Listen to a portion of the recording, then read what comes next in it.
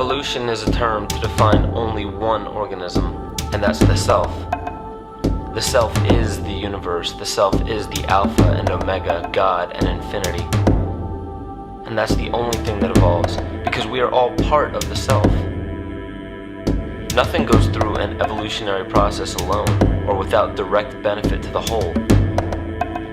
So when you begin to think that there's this controlling elite, this controlling hand behind the curtains leading the planet to destruction, when you think the end is near, the apocalypse, Armageddon, and when you think we as a species are doomed, it is not they, it is you that brought this about.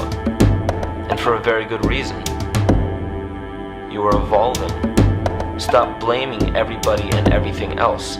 Quit panicking about global tyranny and natural disaster and pay attention. Because the world is telling you something, is telling you exactly what is wrong with you and how to fix it.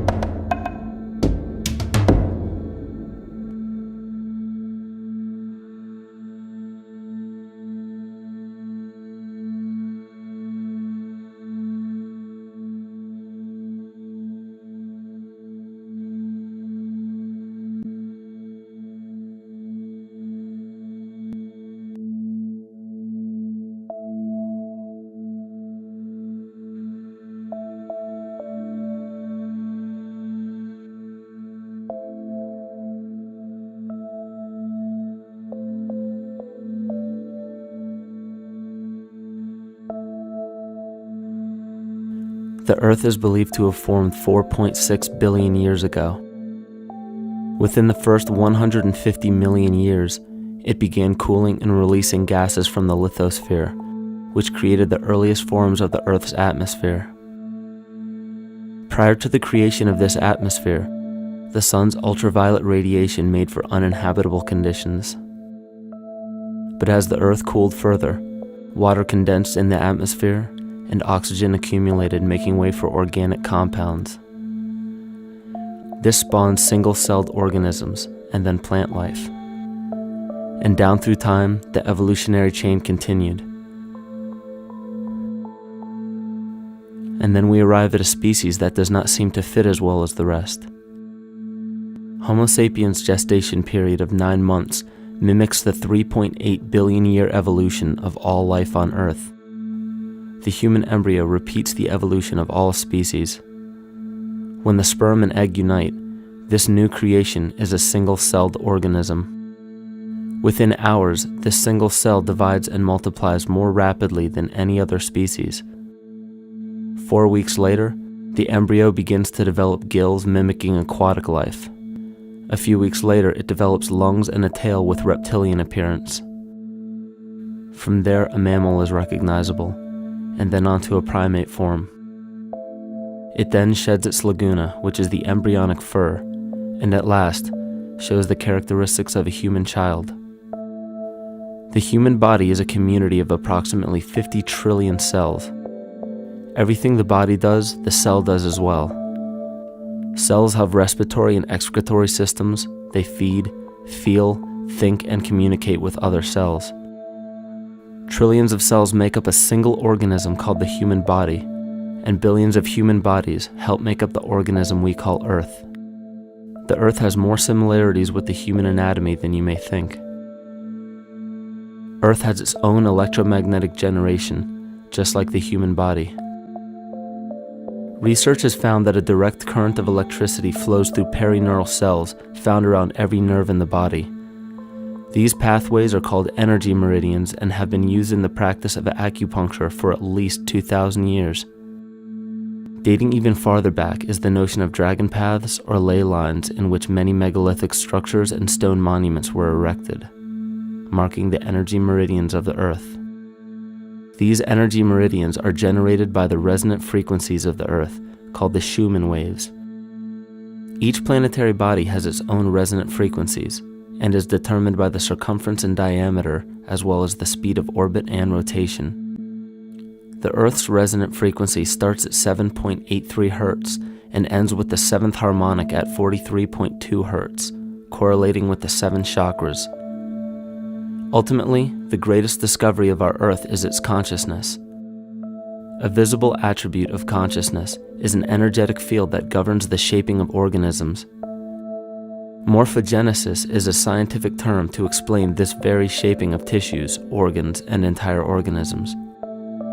Consciousness is the creative force of the entire universe. It has been given many names such as God, Yahweh, Krishna, nature, the field, and divinity. The entire universe is in fact a single living, conscious organism with complete awareness of itself. The reason why it may seem difficult to comprehend this is because our understanding is typically limited by our language. When we hear the term conscious organism, we tend to anthropomorphize its definition. By giving it human qualities, we mistakenly look past what an organism truly is in the first place. The definition of an organism is any living thing capable of response to stimuli, reproduction, growth and development, and maintenance of homeostasis as a stable whole. Our universe does all of these things. The consciousness of our universe is responsible for the form and purpose that all matter assumes. The Earth's resonant frequencies are a result of its form. These frequencies are responsible for biological rhythms, such as menstrual and circadian cycles, as well as behavioral and emotional patterns. The frequencies are then picked up by the flora and fauna, which are biological instruments that respond to the wave patterns. The wave patterns resonate in the cranial structure of our head and converge in the center of our brain, which is where we find the pineal gland. The pineal gland is believed in many cultures to be the spiritual third eye responsible for intuition. Descartes called it the seat of the soul where mind and body meet. Each individual cell in our body receives an electromagnetic impulse from our central nervous system. They receive the very same impulse that was disseminated to every biological instrument from the Earth. An explanation of our conscious universe has been attempted by religion, science, and philosophy. The neglect of biological nature from any organism causes illness. A divorce from nature, exile from Eden, confounding of tongues, they are all symptoms not of a biblical God or deity, but the true self. The greatest and only threat to ourselves is a loss of self, the death of our divinity. As we barrel through history with oceans of information, yet barely a drop of wisdom, we have to understand how we lost ourself.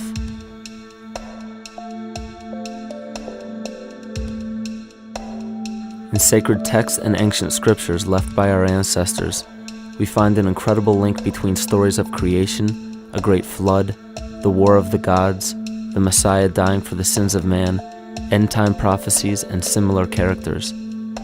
These correlations show up in myths from cultures that supposedly had no contact with one another due to distance in geography and time. The common thread we find that connects all of mythology has its roots in the stars. One of the most revealing accounts is the battle of the gods in heaven and the ensuing flood. In the Bible, Lucifer rivaled the Lord and was defeated and cast down to earth. In the creation myth of the Enuma Elish, we find a similar story of Tiamat being defeated by Marduk and cast down to the abyss of Apsu. In chaos, Tiamat, the mother of them both, Apsu and Tiamat's waters were mingled together, meaning that the chaotic waters of Tiamat were somehow mixed with the sweet waters of Apsu. Apsu was the Sumero-Akkadian god of the abyss beneath the earth. Tiamat, also known as Lucifer, was known as a serpent or dragon and was defeated by Marduk. Marduk was the father of Nebo or Mercury, and Mercury is the same mythological character as the Zoroastrian Mithra, the Egyptian Hermes Anubis, and the Gnostic Hermes Christos, The most recent version of Mercury, however, is the Archangel Michael in the Bible, who defeated Lucifer and sent him to the abyss of the earth, or hell. This story is steeped in astrological significance in the Bible and in many other ancient scriptures. This leads to an event in history that is recorded by many researchers regarding the cosmic upheaval and historic deluge. William Commonus Beaumont states, "The flood immortalizes the collision of a fallen planet, later termed Satan, actually a cometary body with our Earth." Consider what this reveals. He postulates that a planet, later termed Satan, fell to the earth, creating the flood we see recorded in the Bible and other myths. Lucifer, or Tiamat, was a planet known to ancient cultures as the Glistening One, the dragon of chaotic salt waters. The light from the sun illuminated this planet's water, which gave it a glow that rivaled the sun's own light, which is where we hear about Lucifer rivaling the Lord. The Lord in this case being the sun, which sustains and gives warmth to the earth. The planet Tiamat, or Lucifer, was destroyed by a cataclysmic event that hurled the watery planet to the abyss of the earth. In the book of Enoch, it reveals, "And behold, a star fell from heaven, and when it fell to earth, I saw how the earth was swallowed up in a great abyss." The myth of the Ute Indians states, "The sun was shivered into 1,000 fragments, which fell to earth, causing a general conflagration. Then Tawats fled before the destruction he had wrought. And as he fled, the burning earth consumed his feet, legs, body, hands, and arms, until at last, swollen with heat, the eyes of the god burst and tears gushed forth in a flood which spread over the earth, extinguishing the fire." This myth resembles the translation of the Enuma Elish by Stephanie Daly in her book Myth from Mesopotamia, which explains that Tiamat's eyes became the source of the Tigris and Euphrates rivers. As written in the book of Revelations, "And there was a war in heaven. Michael and his angels fought against the dragon, and the dragon and his angels fought back. The great dragon was hurled down, that ancient serpent called the devil, or Satan, who leads the whole world astray. He was hurled to the earth." The Roman mythology of Ovid gives the story of Phaeton, which happens to be another name given to the watery planet Lucifer, or Tiamat. This story reveals that Phaeton was a child of the sun and wished to become the sun for a day. Phaeton attempted this feat, and eventually Jove, who is also known as Marduk, destroyed Phaeton, sending him crashing to the earth in flames and put out by a tremendous flood of water from a river unseen before. The common theme we notice here is that of a saltwater planet, the great dragon, Lucifer, Tiamat, or Phaeton, was defeated and fell to the earth, and now dwells in the abyss known as hell, giving us the outline of the story of Lucifer rising up against the Lord and being defeated and banished to rule the underworld. As we know, however, an outline is but a shell of a story. The inner meaning, the spirit of the myth, comes with a deeper understanding of the essence of each planet, not just the physical planet, but the conscious core, because we know now that the proportions and velocity of a planet gives them their own characteristic frequencies, which govern biological and behavioral patterns. These planets reflect the archetypal psychology of man. In ancient times, probably the most important field of research was the study of the heavens. Galactic bodies and their movement through the sky were known to be symbolic of the inner faculties within human consciousness. Within all organisms, outdated science has only explained the physical world measured by our five senses. Only in esoteric religions, mysticism, and quantum fields of science are we to find any attempt at explaining where thoughts and emotions fit into the sense-perceptible world. We also understand now that humanity is a community of cells within the organism of the Earth. The Earth, therefore, is a higher organism that shapes our form and function. This higher organism and all other planetary bodies are governed by consciousness, just as we individual humans are. Therefore, the Newtonian belief that galactic bodies are nothing more than lifeless forms floating in space is tantamount to claiming that we humans are nothing more than a composite of elements in motion. We know that this is untrue because we feel, we think, and furthermore we see the result of our consciousness creating what we call life. Plato wrote, "This world is indeed a living being, endowed with a soul and intelligence, a single visible living entity containing all other living entities, which by their nature are all related." Furthermore, the cosmos is a single living creature which contains all living creatures within it. And in an article out of the Sufi journal, the author writes, "The world is a living spiritual being." This was understood by the ancient philosophers and the alchemists who referred to the spiritual essence of the world as the anima mundi, the soul of the world. In scriptures, we hear of the claim that angels guide the inner soulful actions of people, or that the gods wield influence over man. Most ancient spiritual and scientific teachings held the belief that the hierarchies of the gods, angels, archangels, archai, all the way down to the cherubim and the seraphim, are the hierarchies within the human psyche. In this way, we must understand that when the whole of ancient myths and sacred scriptures speak of spiritual influence from a higher being, they were speaking of archetypal forces that are inherent within us, not an influence from an external source. This is where we begin to see the relevance of astrology as an ancient form of science that resurfaced in the 19th and 20th centuries under the name of psychology. Friedrich Nietzsche even stated, "As long as you still experience the stars as something above you, you still lack a viewpoint of knowledge." This is astropsychology and maps the inner faculties of the psyche. In pre-Christian times, there were schools known today as the mystery schools or the mystery religions. The messages encoded in the scriptures and ancient archaeology came from adepts of spiritual science. The intent was to teach the initiates the deeper meaning of these myths. What became later termed as Lucifer, Satan, or the devil was representative of the ego which rivals the Lord, the representative of the self. The true self is the epicenter of a person's entire being. It is the total sum of everything that we are. The false ego, on the other hand, is the idea and concept we create about ourselves in the course of our lives, which typically excludes any qualities we don't wish to accept about ourselves. However, humanity has been endowed with the freedom to choose either to obey the true self or to give in to the temptation of the vanity and materialism of the false ego. This is the most notable trait that separates man from animal: our freedom of choice, the choice to follow our concepts and ideals or our natural impulses, the choice to sustain nature or to destroy it. This freedom of choice weighs on the fate of the entire organism that we call humanity. Cancer begins with a group of cells within a community that fail to communicate with the conscious signal of the organism.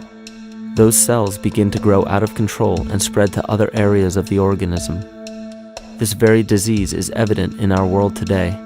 The cancer upon our earth is the domination of our false ego and our divorce from nature.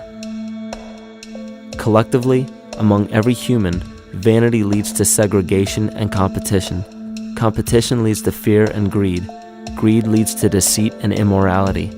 And immorality is the breeding ground for illness, waging war on our earth. Every act of hatred and destructiveness in our world begins with self-hate and self-destructiveness. And it all begins with a breakdown in communication.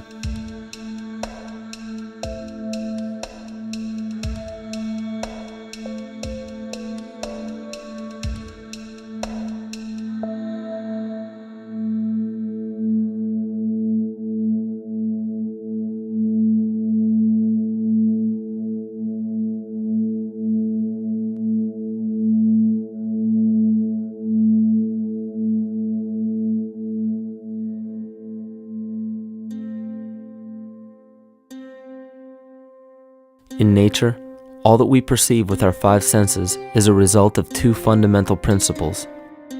Everything in existence is made of a relationship between vibration and matter.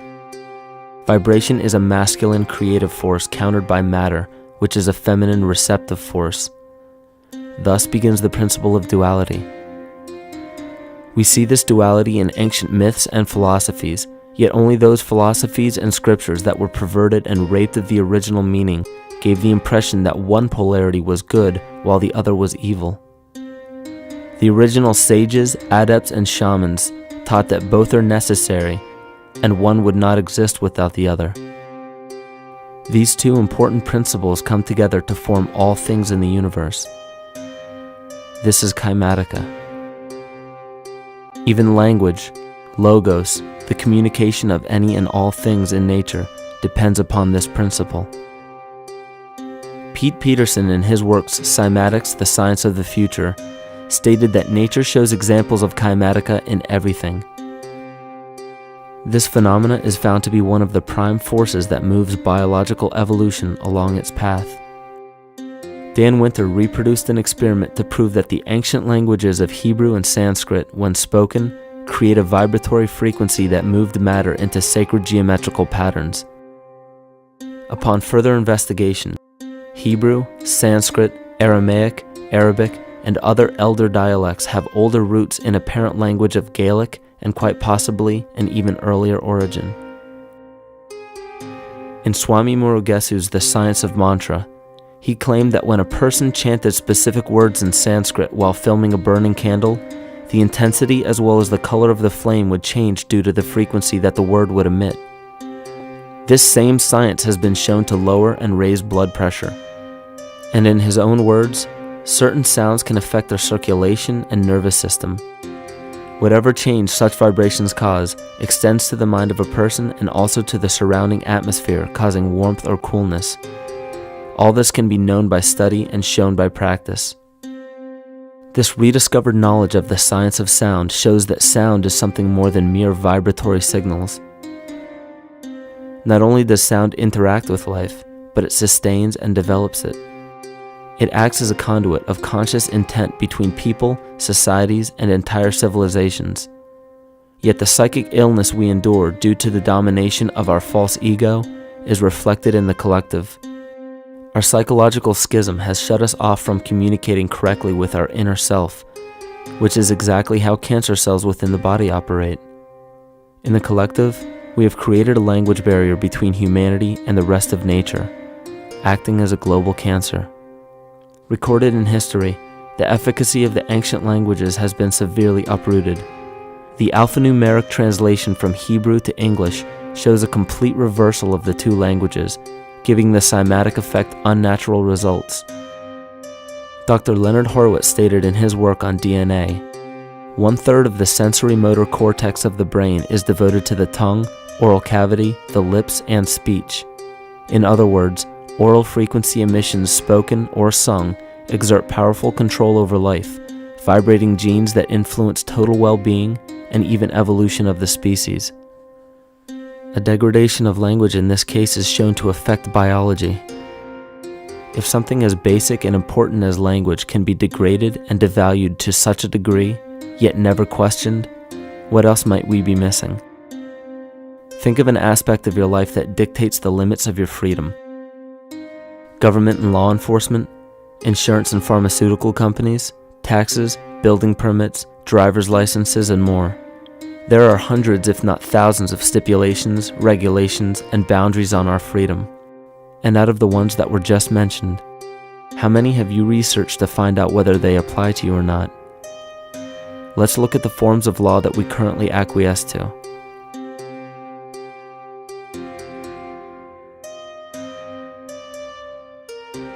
A common misconception among people is that any rule or regulation that governs them falls under one category: law.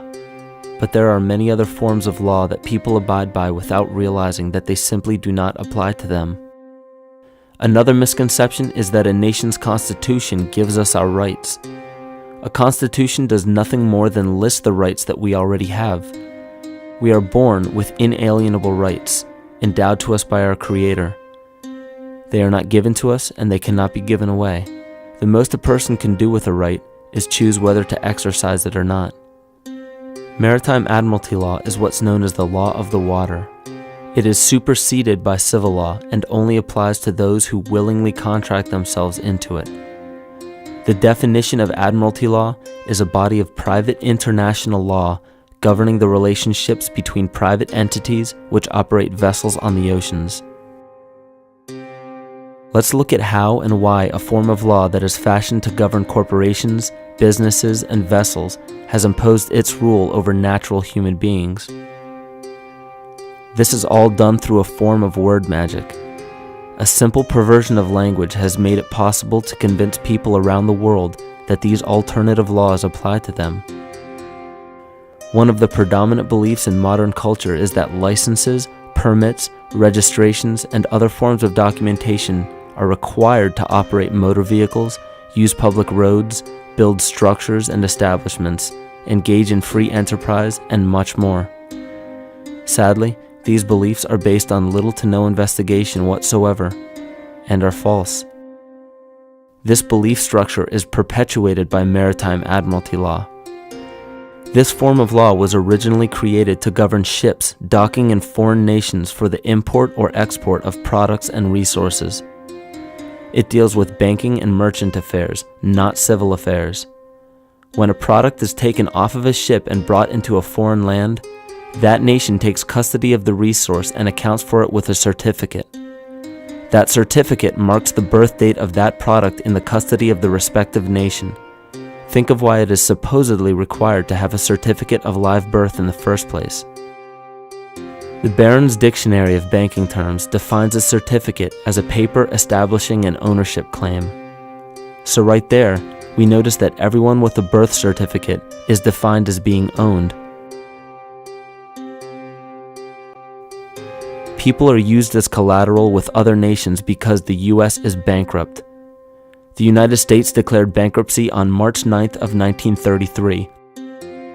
At this point, the U.S. began taking out loans from a private, non-government affiliated corporation called the Federal Reserve. With no money to pay back the loans, the United States began using the citizens as collateral. All birth and marriage certificates are literally warehouse receipts.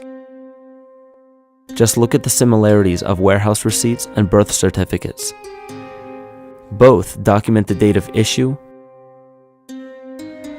a serial number, registration number or receipt number, a description of the product, and an authorized informant to notify the appropriate government agency. With all of this information being readily available, the majority of people are unaware of their involvement with maritime admiralty law. This is possible through the manipulation of language. This admiralty law changed the meaning of the word person from a natural living person to a corporation. Driver's licenses, vehicle registrations, auto insurance forms, building permits, gun permits, work permits, tax filing documents, birth and death certificates, traffic citations, and many other forms of documentation that were once believed to be absolutely necessary only apply to persons or corporations. Upon signing such a legal document, you are indirectly waiving your rights under the Constitution and lowering your status to that of a corporation that is created with the same exact name as you. The only way to reconcile your true name from the name of the corporation is to take notice that the corporation has its name in all capital letters. This is known as capitis diminutia maxima. You may take notice that your driver's license, birth certificate, social security card, insurance cards, and more use all capital letters to legally represent the corporation with your name, not you. The corporation is known as an artificial person, whereas you, the human being, are known as a natural person. This deception goes even deeper when it comes to the courts that we attend. When showing up to court, you will notice that there are seats for witnesses behind a wooden fence or barrier. The defendant must cross through the entrance to the other side of the barrier where the plaintiff and judge sit. This act symbolizes the boarding of a ship. At this time, business can be conducted in maritime admiralty law. The judge, acting as captain or banker, is responsible for settling the balance between the two sides. This is why there is always a monetary value involved in any court case. The captain is simply dealing with banking and merchant disputes. Once the balance is paid, the case is closed. To turn the court case away from admiralty law where your rights are not protected, you must avoid agreeing to represent the artificial person. This is done by stating that you are the natural person. You don't have a first or last name because those imply corporate title. In a court case, you may state that the court takes judicial notice of your honor's oath of office. Every judge must take an oath of office to practice law, yet you must make it clear to the court and the jury that the judge is acting as judge and not banker. Remember that you are a natural human being of the earth. You are not governed by anything but your own consciousness. Laws are created within a society. The society that created the laws we see being enforced today is called the Law Society. Yet the most beautiful part of this entire deception is the fact that we are not part of the Law Society, so their laws do not apply to us. Judges, lawyers, and law enforcement officers, they're all part of a society. Within that society, they've created their own language that's deceptively similar to English. They have these little things called statutes, acts, and regulations that seem like laws, but they really only apply to those within their society.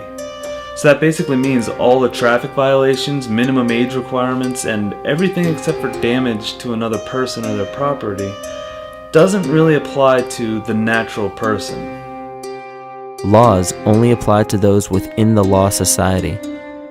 The game being played is an illusion. You can simply choose to open your eyes and reclaim the freedom that you were born with, bound by nothing but the limits of your imagination. These are just a few examples of assuring that your rights are being protected. By far, the most important line of defense against this deception is to be aware of the perversion of language, and be absolutely aware of how you form your beliefs and concepts.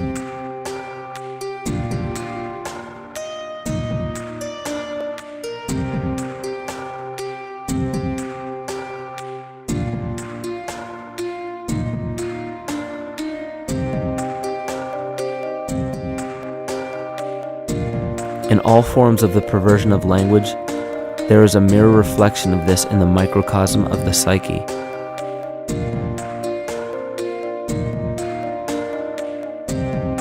And the problem I see with humanity today is we don't truly know ourselves anymore. We have the 9-to-5 job, we have the house, the children, the bills, the television, the hobbies, and the errands that we run every single day, and we eventually begin to believe that this is who we are. But who are we beneath the job title, beneath the status of mother or father, theist or atheist, Republican or Democrat, black or white, man or woman? Who are we? Who are we deep down inside? We don't know, because every time we hear an answer that we don't want to accept about ourselves, we deny it. We'll pass it off and project it onto somebody else and judge them for it. This is repression. And we see what repression can do to us on an individual level, but what about on a collective level of humanity? What happens when the whole world refuses to see what they truly are on the inside?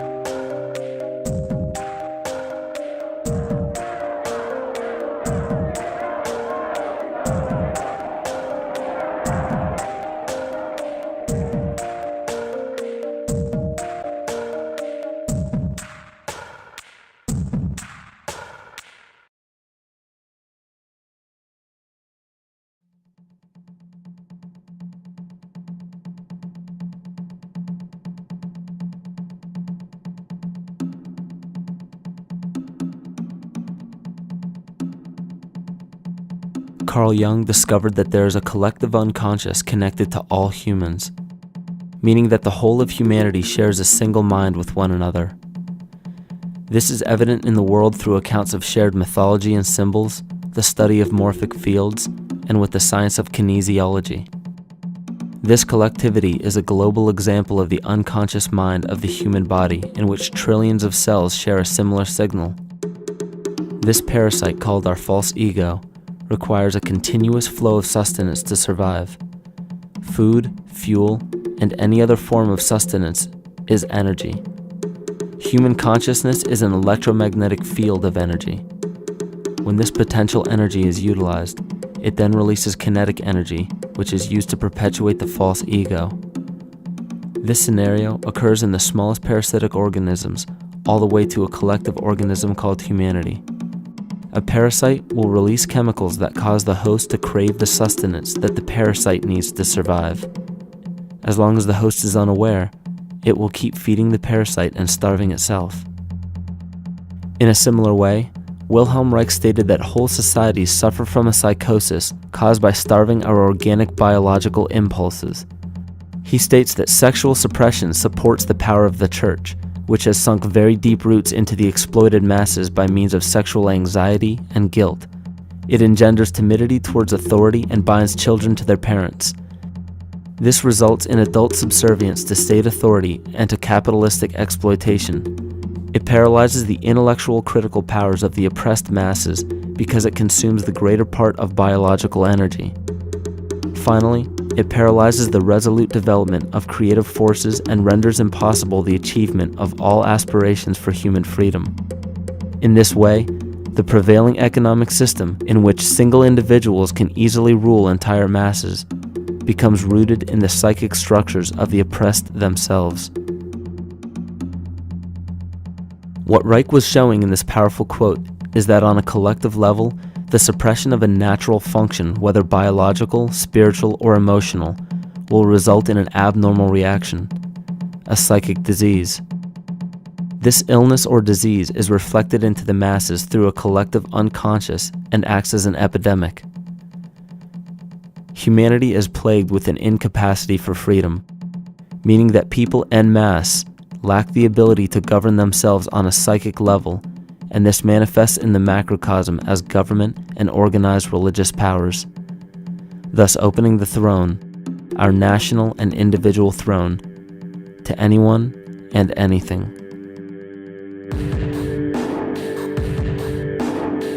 Enter the infamous rulers of the earth, the patriarchs of civilization, political, social, economic, and spiritual dictatorship, psychic tyranny.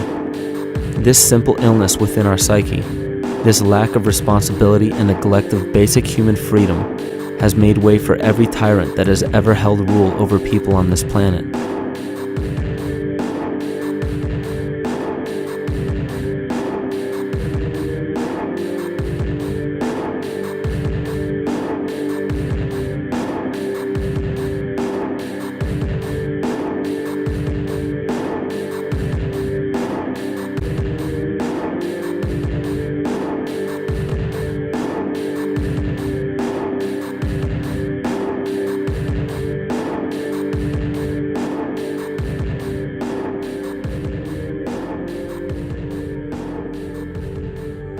But these oppressive tyrants that are demonized by the masses are no different than us.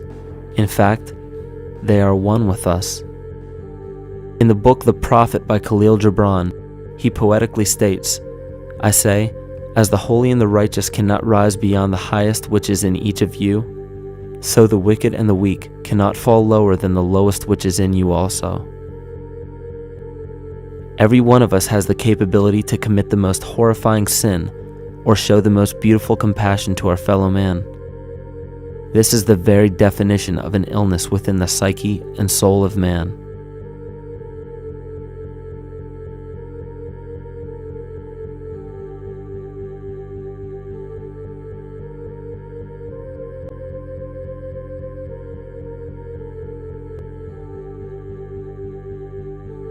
Think of any position of power that you believe to be above you.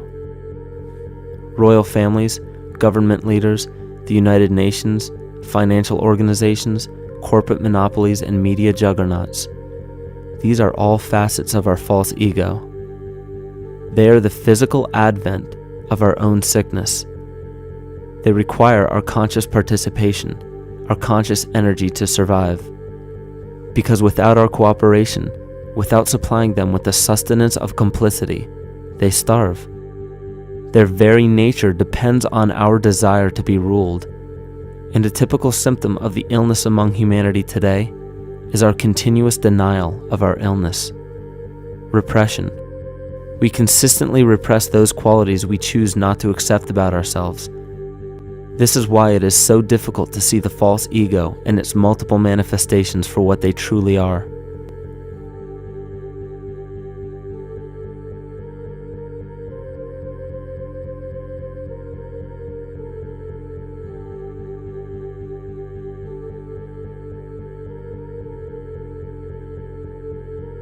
This is the very nature of the false ego. It acts as a red herring to distract us from the freedom we truly have. For this psychic parasite to survive, it must supply us with a chemical that will cause us to remain dependent upon it. In this case, the sustenance is our conscious energy. And in order for us to feed it to the parasite, the chemical of fear causes humanity to crave protection and defense.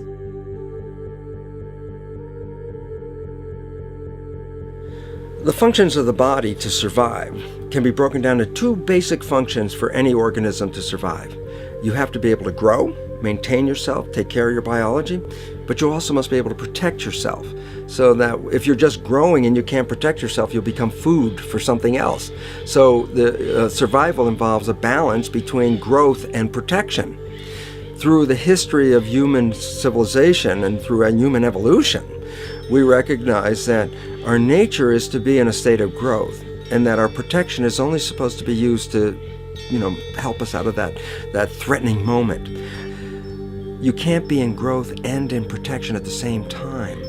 So the significance is, when we see a need of protection, the stress hormones in the body shut off the blood vessels in our viscera or gut, which is the part of the body for growth. Well, the issue is, if you took the blood from the viscera and moved it out to the arms, then you left no blood in the viscera. That means no growth. But you're ready to fight. And when your fighting is finished, then the blood returns back to the viscera and you grow again. But in the world that we live in today, it's 24/7 fear.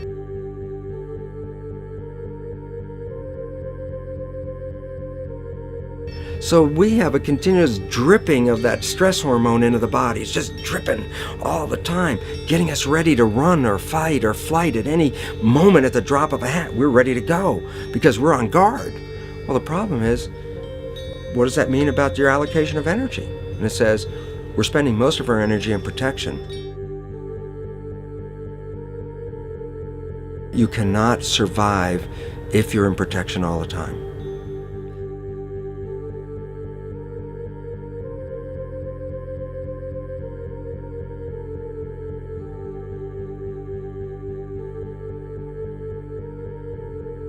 And if the parasite can control the nature of the fear, it can then create a fear among us that only it can defend us against.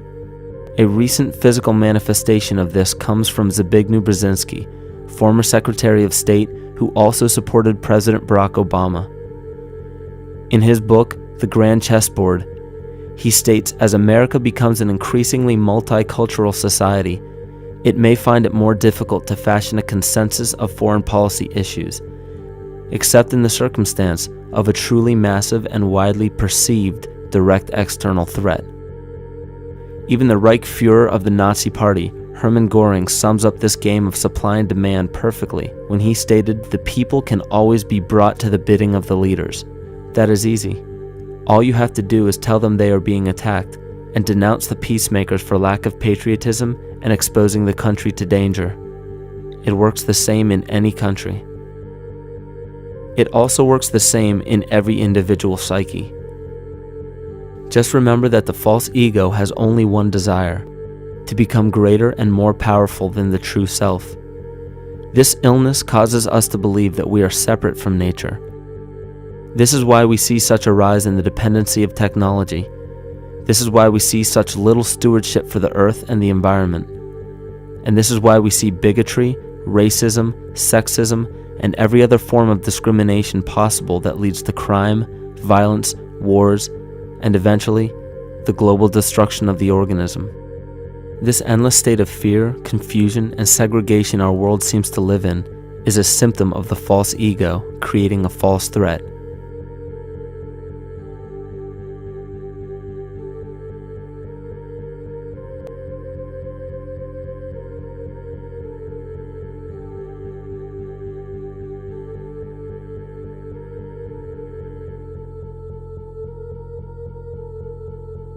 many of the United States presidents have blood relations with each other.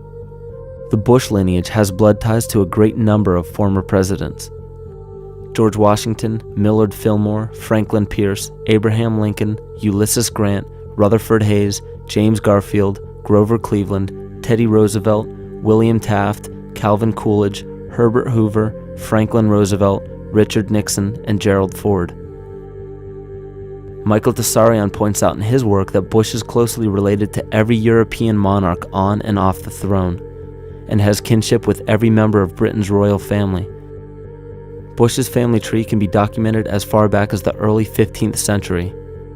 He has a direct descent from Henry III and from Henry VIII's sister Mary Tudor. He is also descended from Charles II of England. And we also find that George W. Bush is a direct descendant of Godfrey de Bouillon. Godfrey was the first king of Jerusalem after he recaptured it from the Saracens, which was the name for the Islamic faith during the Middle Ages. It is interesting to note that the current occupation of the United States in the Middle East was re-established by the same family, George Bush Sr. in 1991, and again by George Bush Jr. in 2003. George Bush Jr. is then found to be a cousin to both opposing candidates of his 2 terms in office, Al Gore and John Kerry. Democratic President Barack Obama also has blood ties with George W. Bush, as well as Gerald Ford, Lyndon Johnson, Harry Truman, James Madison, and the British Prime Minister Sir Winston Churchill. On the opposing side of the 2008 presidential ballot, John McCain is descended from Robert the Bruce, King William I of Scotland, and also Godfrey de Bouillon. Probably one of the most interesting facets of the bloodline relations is the fact that the whole British royal family has descent from the Muslim prophet Muhammad through the Arab kings of Seville. This bloodline was passed through the kings of Portugal, Castile, and eventually down to King Edward IV. This is a very, very different story from what you hear the media pumping out every day, being this idea of lineal superiority. It's completely debunked according to the foremost authority of aristocratic lineage, Burke's Peerage. And this just goes to show that there's the true story, and then there's the manufactured illusion, the front that's given to the public.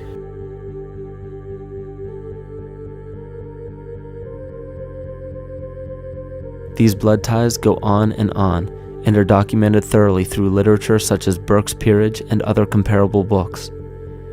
The point of all of this is that we find not just the same people, but the same intent within the people who have held high positions of monarchy, dynasty, aristocracy, and democracy in the past and present, and they are all related by a physical and symbolic link. This bloodline carries the symbol of our illness.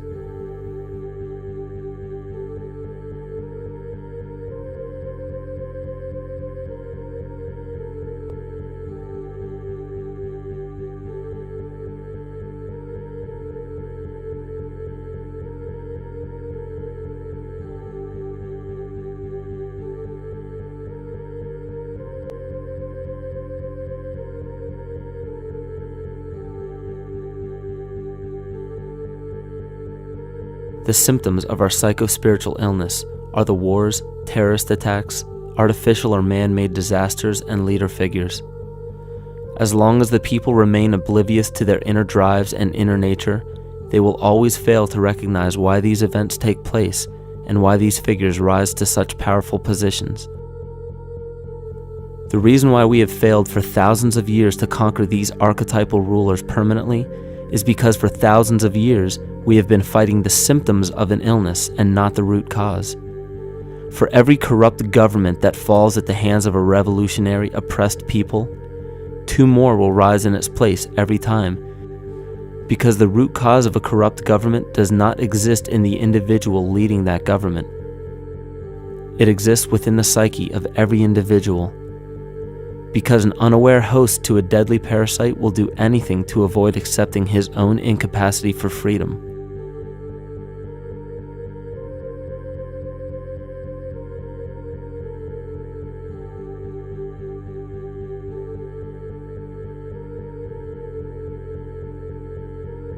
We are so bereft of sanity in this world that those few who simply stop projecting onto others and begin facing their own demons are seen as neurotic. An article written in the 1950s states that studies showed that individuals who had been isolated from their familiar social and cultural environment became neurotic.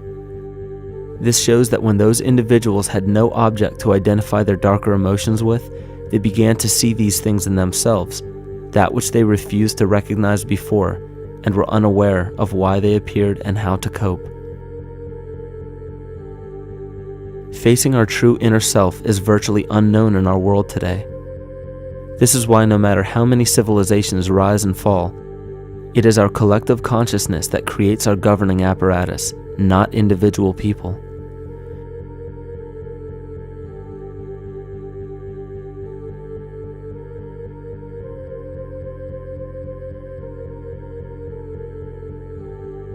And after countless attempts, you would imagine that people would realize that a physical retaliation may not be the solution.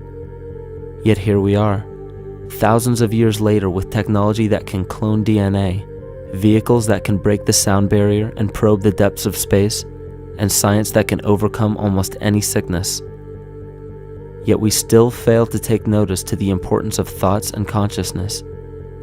This is the very definition of insanity. And every single one of us is responsible for this psychic epidemic because we're killing the messenger and paying no attention to the message.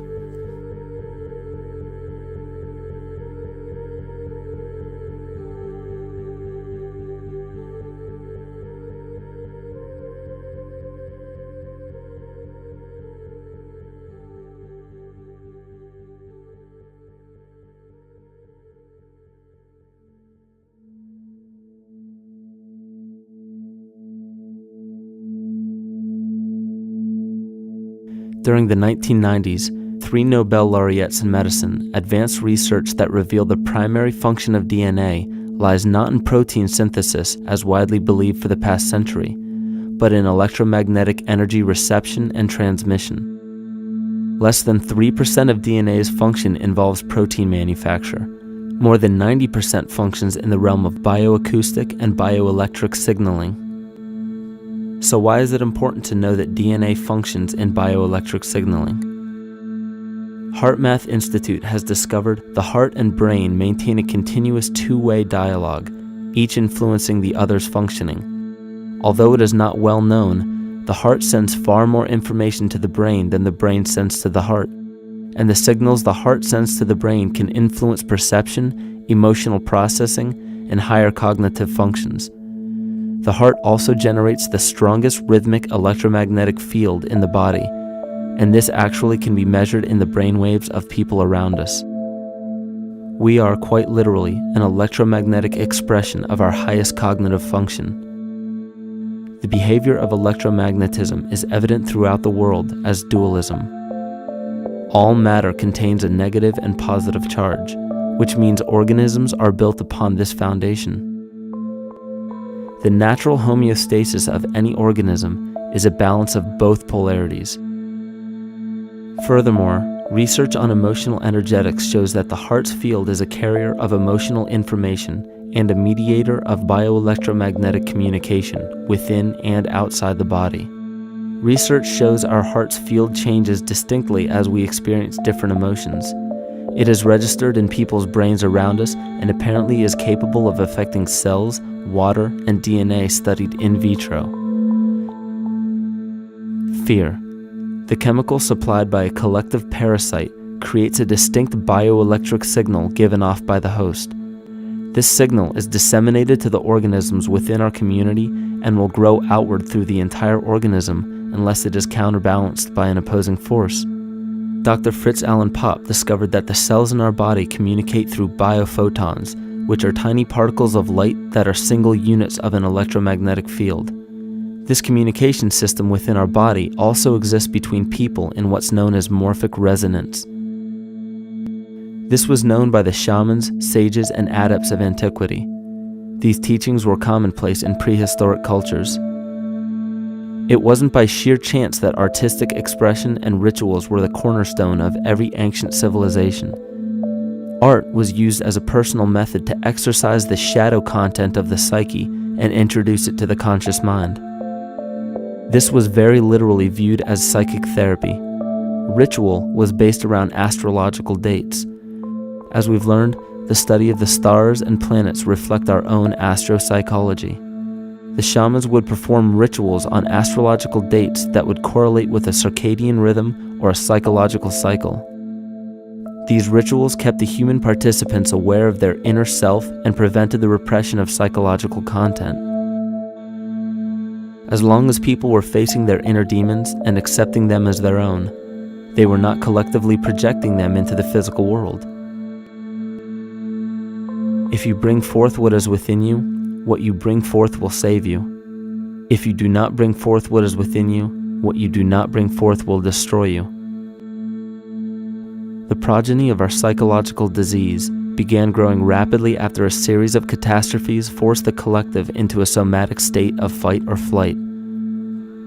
This lowered the immunity of the population by introducing a state of immense stress. Our body becomes more susceptible to illness under stress. In this manner, humanity fell ill when entire bodies of land were swallowed up by the floodwaters. This uprooted many tribes, chiefdoms, and civilizations from their homes, and their ritual practices that were used as a conduit for psychic wellness were put on hold in order to survive the catastrophe and seek new homes. The shamans were spread to many new areas of the world. This information has been suppressed. We are made to believe that advanced civilizations such as ancient Egypt and the Mayans of Mesoamerica came about with no prior rudimentary remnants or evidence of evolving intellectual artifacts to bring them to their peak. We are meant to believe that their incredible knowledge of mathematics, astrology, agriculture, economy, polity, and architecture came out of nowhere. This leads many researchers today to the understanding that the origins of these civilizations have been suppressed. Not surprisingly, the force that has guided the suppression of this knowledge comes from the exact bloodline of the political and religious leaders stated previously. These are some of the notable book burnings and suppression of important texts in our history.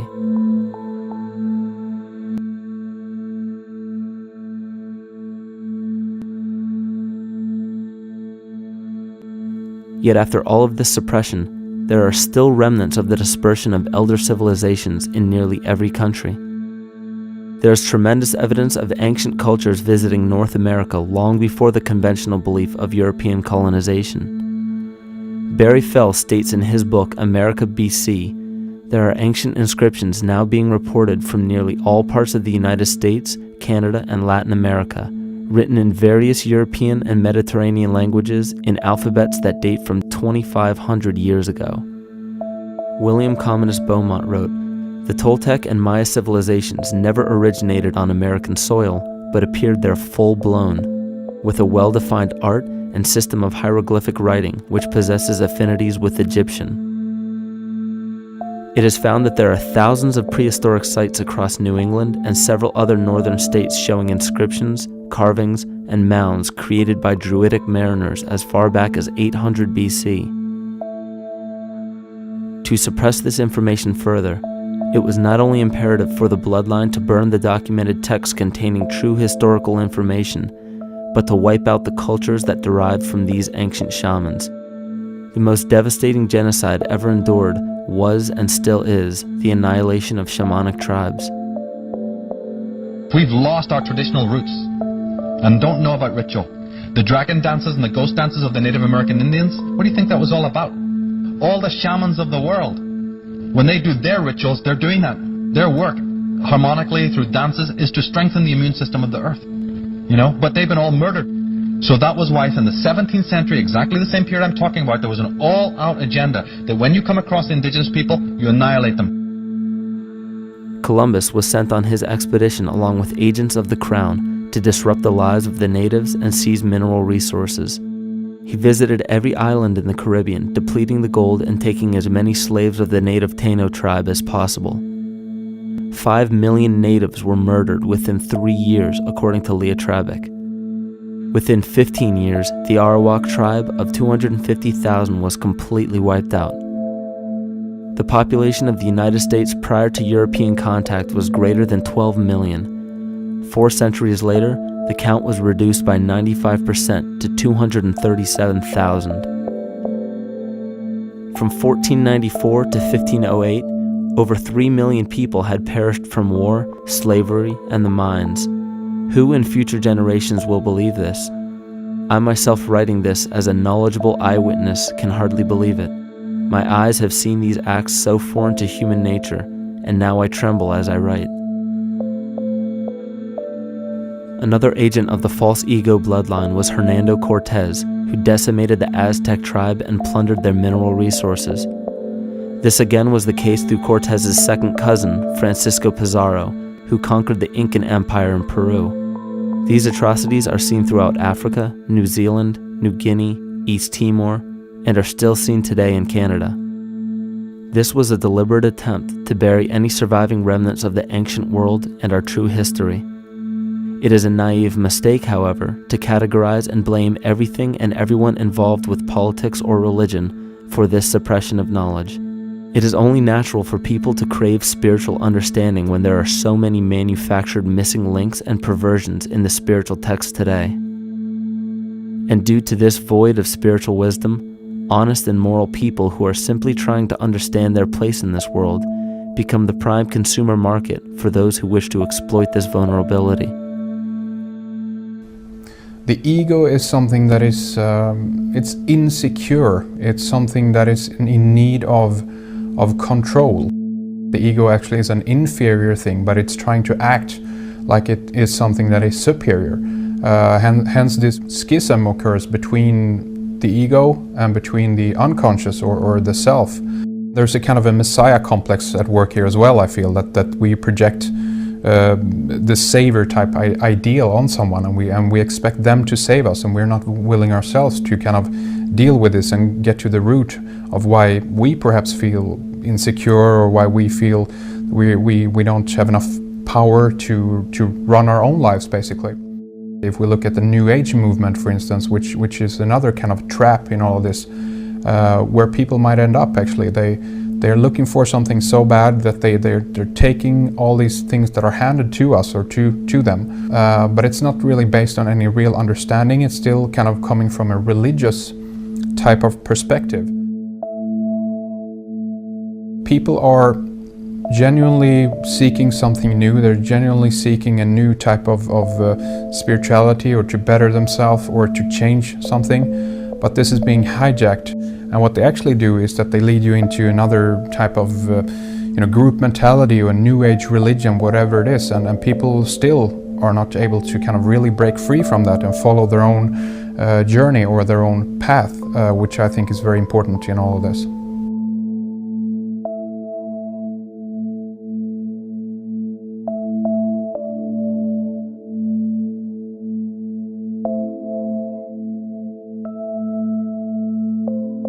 In the pre-Christian era, there were several cults of incredible power, most notably the stellar, solar, Saturnian, lunar, and mushroom cults.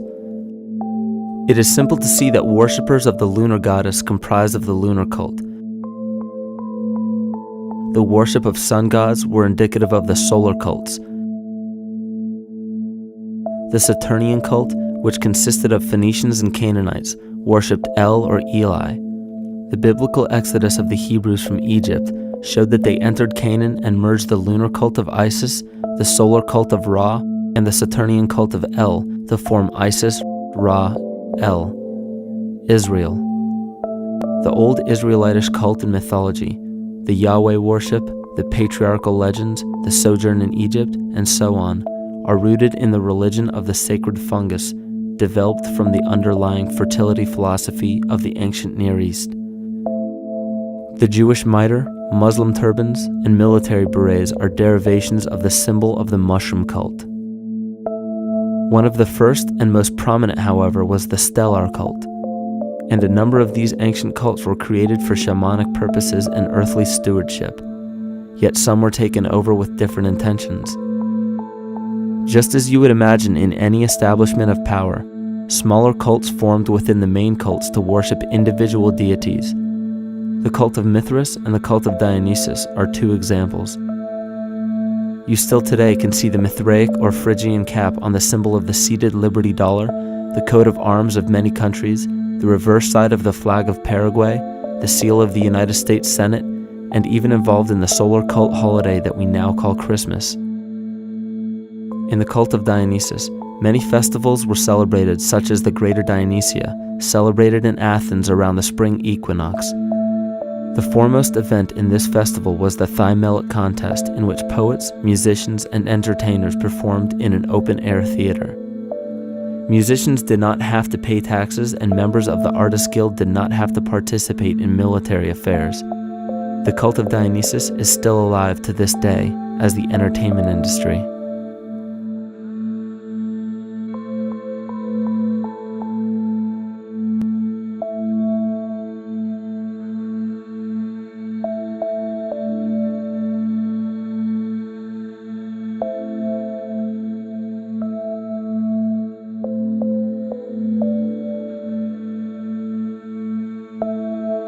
These cults still exist in many important positions of power throughout the entire civilized world.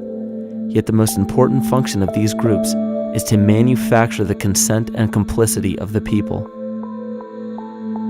The conscious mind is the creative mind. It's the one that has your personal identity into it. It does the real thinking.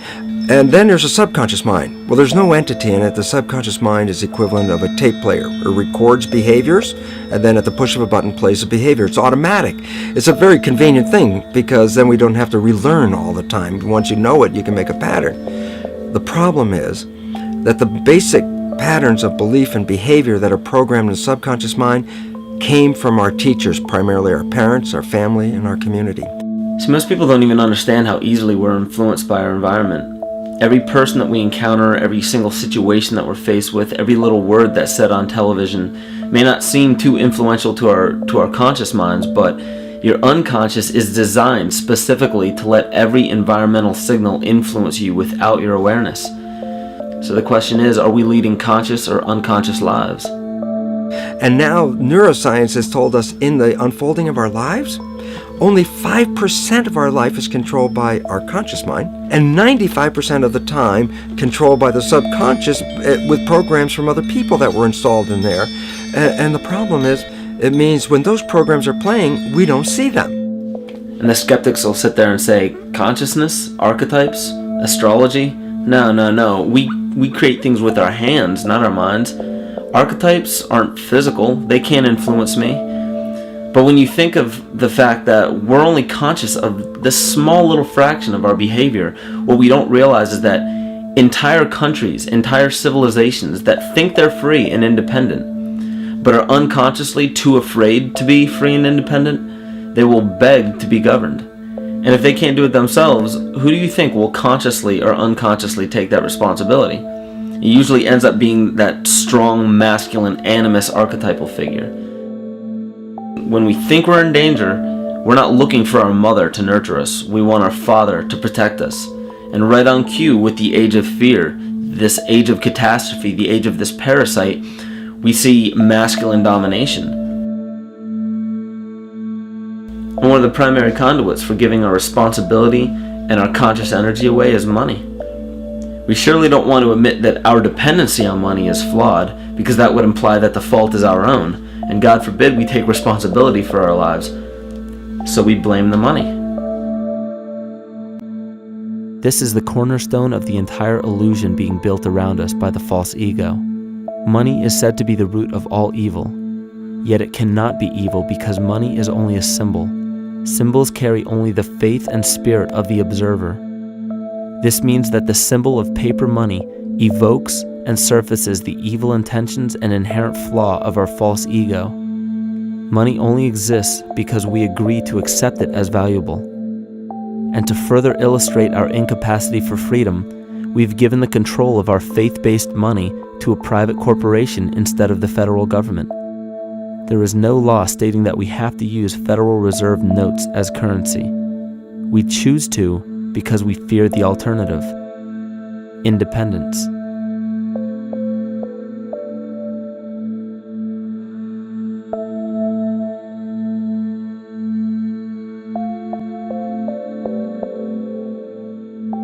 But it's not even really about money, it's about energy, because money is simply this material thing that allows billions of people to crave just one thing and put their energy into the same thing.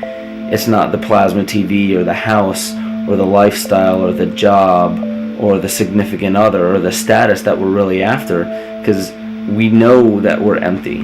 These people feel sadness and loneliness and void just like anybody else, and they either want to fill that void with materialism because they think that that'll make them feel better, or they want to sedate the void feeling with material possessions. So it all comes back to this feeling of having to put our dependency into an external source, something that we have absolutely no control over. What we're seeing right now is with all the competition of each other destroying each other, wars, competing for material existence, raping the planet and tearing it apart to get some pieces of it to hold in your hands and say you won the game. Every one of those moves is destructive, not just of the planet, but of human civilization, because human civilization will thrive with cooperation and will die with competition. And if you operate from these truths, then you end up with the extinction that lies before us. You see, we all have demons, so to speak. We all have inner demons in our lives, but we expect to see devilish monsters or dark apparitions when you think of a demon, kind of like what you'd see in the cinema. But our demons are really the people in our everyday lives, the people that we argue with, the people that we envy or hate, the ones we physically or emotionally harm in some way, shape, or form. And it's not because we envy or hate qualities in these specific people as much as we hate the fact that they remind us of ourselves. They reflect qualities about ourselves that we wish we had more of, or that we wish we didn't have at all. So what do? We alleviate that pain, not by fixing or fighting our own demons, but by harming the people that remind us of our demons, by harming the people that remind us of the things that we don't like about ourselves. And when we become frustrated that we're not in control of our emotions because we don't really know what's affecting our emotions, we take it out on others. We take it out on absolutely anything else that can show us or act as a catalyst for our hatred. And so we do the same thing to animals. Animals are perfect because they can't defend themselves. It's a perfect catalyst for our inner aggression, our confusion, our hatred. Just take it out on something absolutely helpless. Just imagine how unconscious a person has to be of his or her actions to torture or mutilate or brutalize any living thing.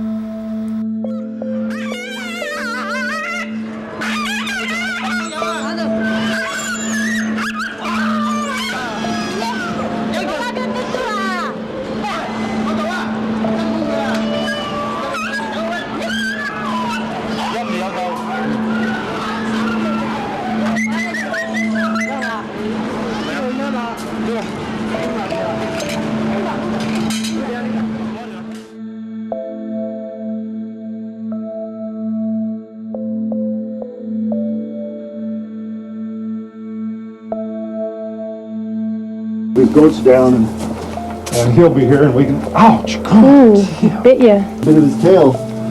Is it common with their kids maybe? He's a big guy. That's a real...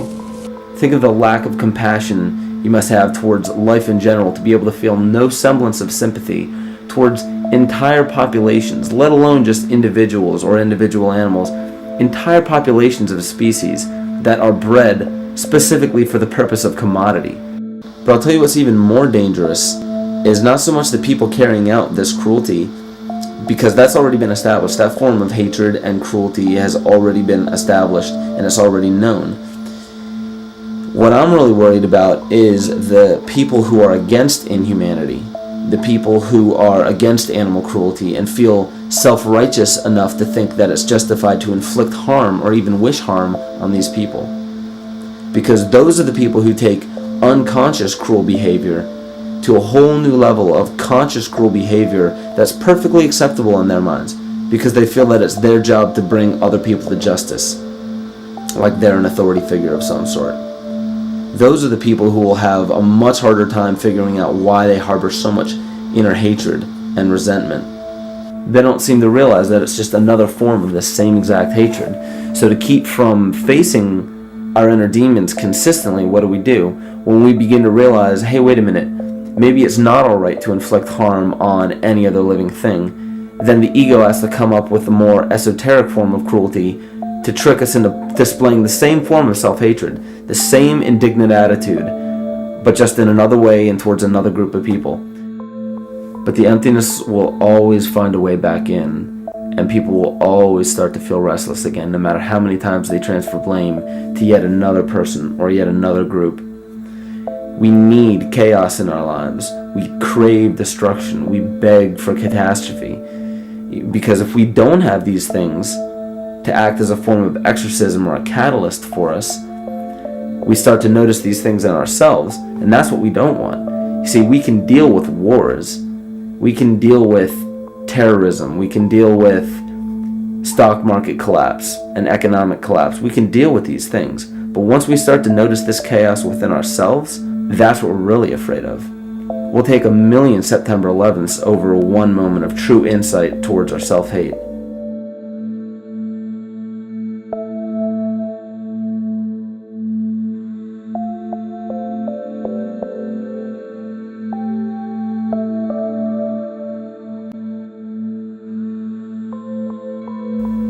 And you know, the most interesting part of all of this is we encounter things every day, every single day, that we either accept with open arms or that we reject violently.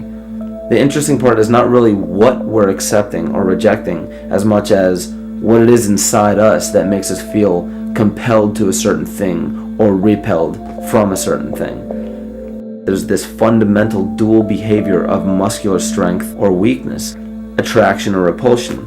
And what's interesting about this is when you realize that consciousness, awareness, that intangible essence that animates all matter into what we see around us as life, that is where you will find the origin of this dual behavior. It's been explained as the inhalation and exhalation of Brahma, the contraction and the expansion of Ahriman and Lucifer in an anthroposophical setting, the active and the passive qualities in electricity, the masculine and feminine qualities, yin and yang, existence and nothingness.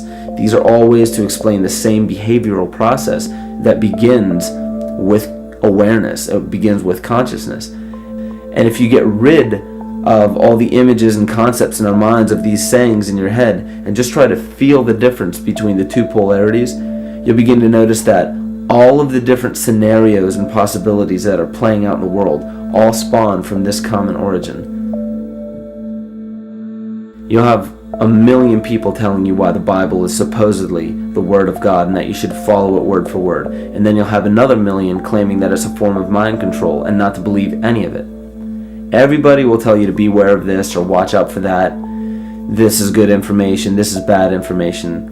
And I just have to wonder, what makes anyone an authority figure enough to say that something is true or false? And why are you denying or accepting anything based on the suggestion of another person? Why aren't you making that decision for yourself? Information is information. There's no such thing as good or bad information. It's all what you do with it. I say let everything be your Bible. Give every piece of information, every person, every event or scenario or situation an honest and open mind. Because then it's your responsibility to respond to it in the way that you choose. Not following the herd, not following convention, it's your responsibility. And that's the point when, no matter how many people tell you you're wrong or right, you're not dependent upon their approval. If we at least question our own actions, question our own thought process, and make a conscious decision to what we feel is right every single day, that's what I believe to be divinity. That's true shamanism. And that, to me, is what it really feels like to be alive.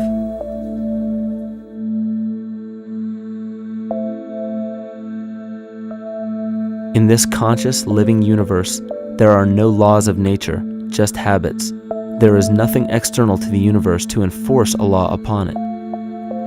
The illusion of a fixed law of nature is only the result of there being no need for that habit to be broken. When habits need to be broken to ensure the survival of the organism, we see this event in nature and call it evolution. The collective mind shapes our evolution. And a great example of this is the experiment done by John Cairns in 1988. His team put lactose-intolerant cells in an environment with only lactose for food. Under a law of nature, every one of these lactose-intolerant cells would have died. But surprisingly, they all survived. Every one of them understood the problem that they were facing and replaced the defective lactase enzyme with a functioning one to utilize lactose for food. If a cell has the ability to decide how and when to evolve because it's facing extinction, then anything can.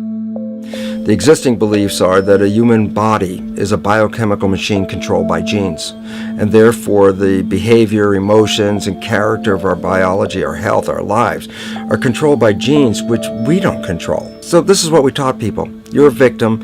Genes control your life. You didn't pick them. You can't change them. The genes you end up with program what's going to happen. My experiments on stem cells, which I started in 1967, I'd isolate one stem cell, put it in a petri dish, and then it would divide every 10 hours. So I took all the cells, split them up into 3 groups, and then just put them in 3 petri dishes. And then I changed the growth medium, the constituents of the environment, in each of the 3 dishes. In one dish, the cells form bone. The second dish, they form muscle. In a third dish, they form fat cells. What controlled the fate of a cell? And the first thing you have to say is, well, wait, they were all genetically identical when they were put in a dish. So obviously the genes didn't control it because they all had the same genes. What was different was the environment. And all of a sudden in my career, it said, oh my gosh, here I am teaching genes control life, and the cells are telling me genes respond to life. And since you can control the response, you can control your life. It's how you read the environment, how your mind perceives the environment. And if you understand this, then you could lead yourself to the most wonderful expression on this planet, to be fully alive and fully healthy by just how you respond to the world.